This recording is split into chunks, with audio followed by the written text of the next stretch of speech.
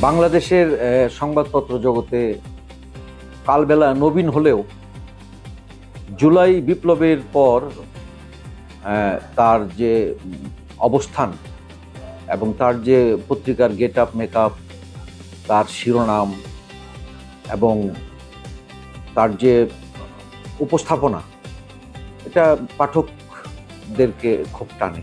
এবং আমি একজন নিয়মিত পাঠক হিসাবে প্রায় প্রতিদিন চেষ্টা করি সব পত্রিকার মাঝেও কালবেলাকে আমি একটু দেখতে চাই। এবং কালবেলার শিরোনামগুলি কেন জানি আমাকে টানতে থাকে যে তুমি আমাকে একটু দেখো। কালবেলার এই ধারা অব্যাহত থাকবে। আমরা নিয়মিত কালবেলার পাঠক হিসেবে কালবেলাকে প্রতিদিনই যেন দেখতে পাই। কালবেলার সকলকেই ধন্যবাদ।